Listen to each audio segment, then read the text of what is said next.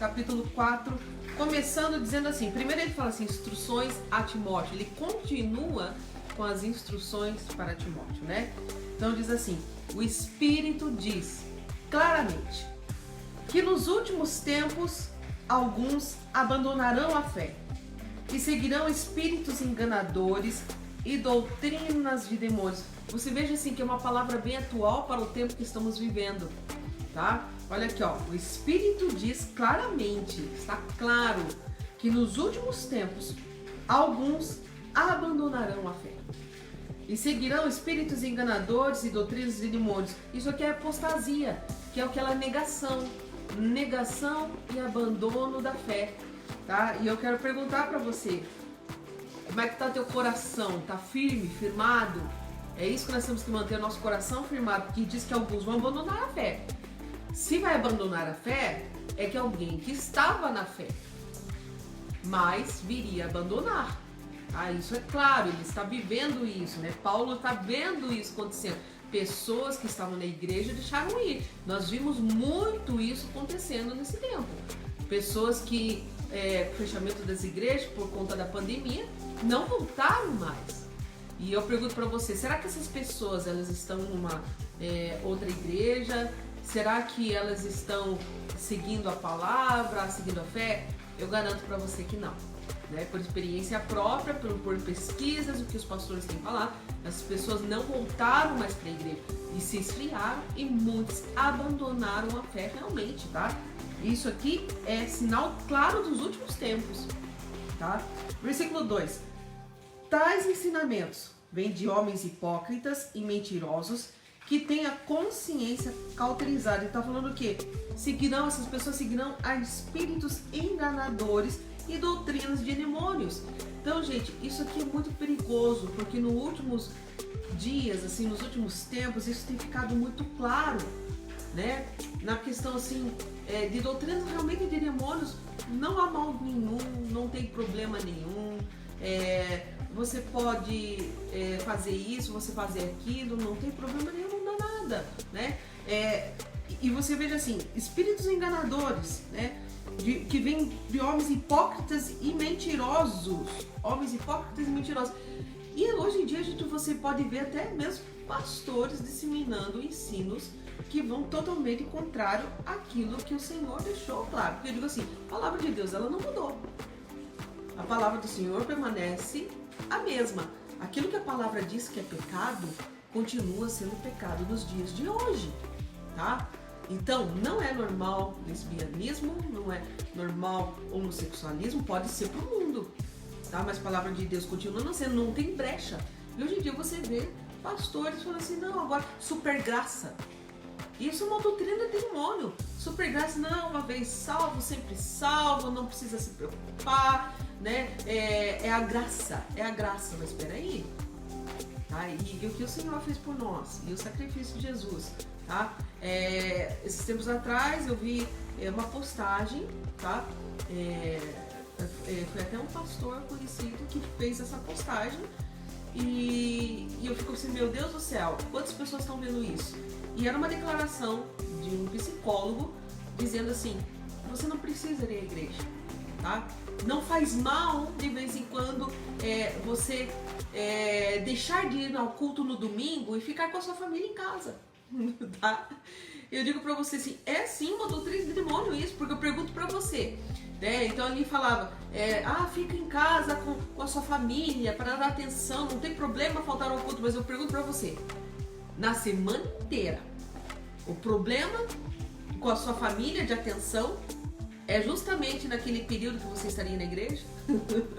Será que são só essas 2 horinhas da igreja? Então, tipo assim, deixa ele ir no culto para ficar com a sua família em casa, né? Dar atenção para os seus filhos, lá dizer assim, pega uma pizza, né? Não precisa ir no culto de vez em quando. Fique em casa com a sua família para dar atenção e amor a eles, que eles vão se sentir amados. O problema, eu pergunto para você, são essas 2 horinhas?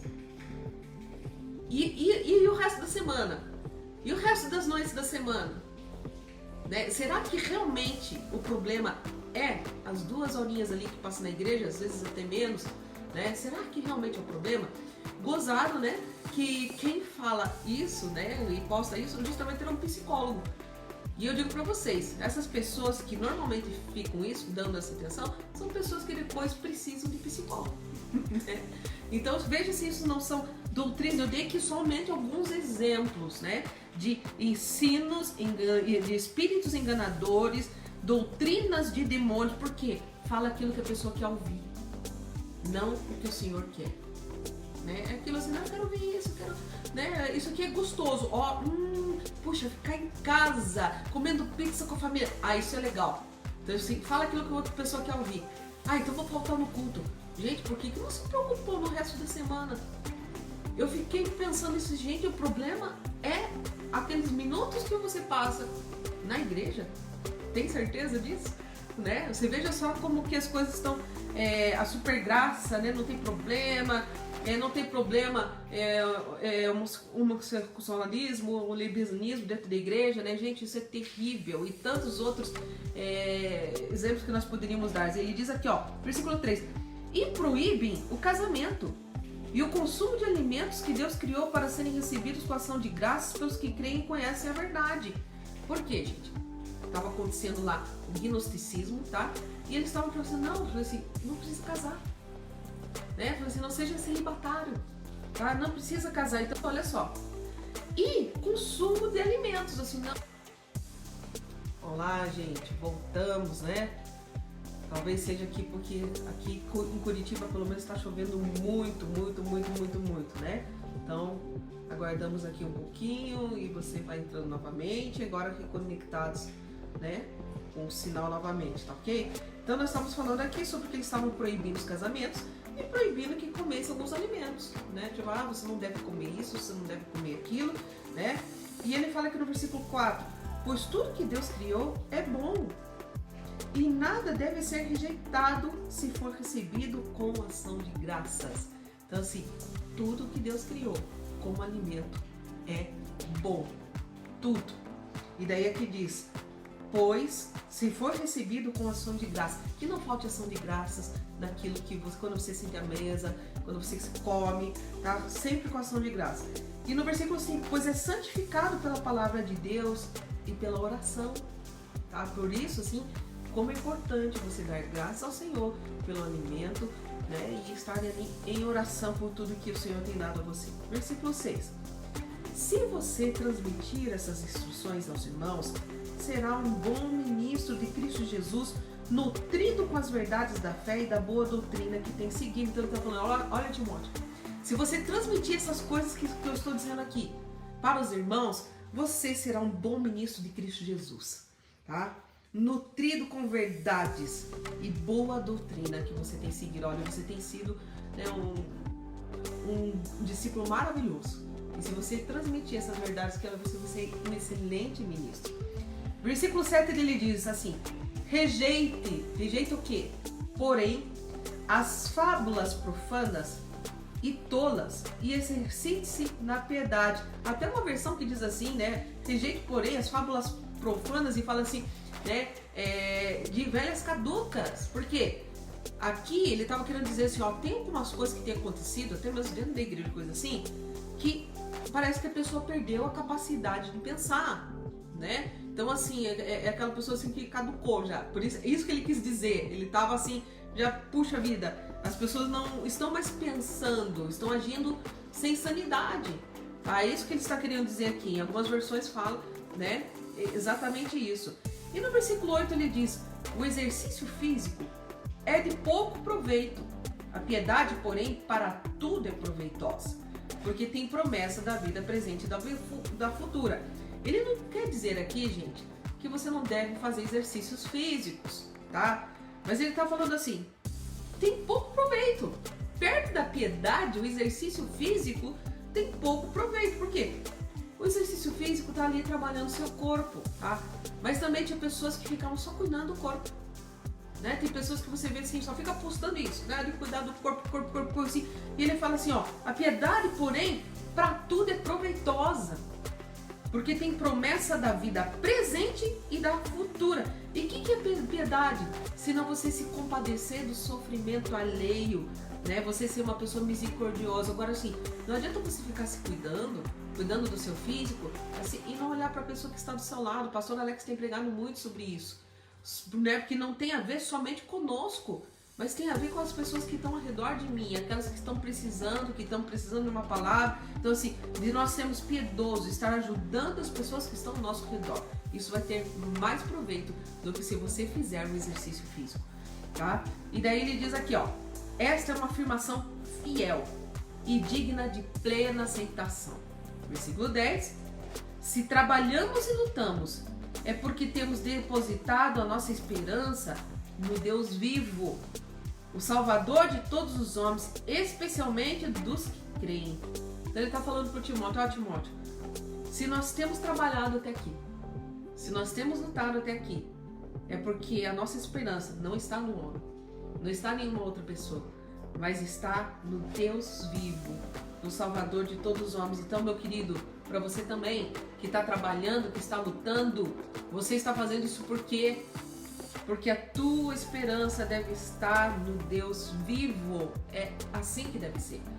E ele diz assim, daí ele começa a ordenar e ensinar, ele fala assim, ordene e ensine essas coisas. E eu quero que você preste atenção, que eu acho que aqui é a cereja, né, do capítulo 4, tá? Ele diz assim, ordene, dê uma ordem, ordene, ensine essas coisas, ok? Preste bem atenção. Ele diz no versículo 12, ninguém o despreze pelo fato de você ser jovem, mas seja o quê? Exemplo para os fiéis na palavra, no procedimento, no amor, na fé e na pureza. Ele diz aqui, seja um exemplo. No quê? Para os fiéis, né? Na palavra, daí ele fala no procedimento, porque não adianta você ter a palavra e não ter atitude. Não adianta ser um conhecedor da palavra e não ter um procedimento correto. O seu procedimento tem que ser de acordo com a palavra.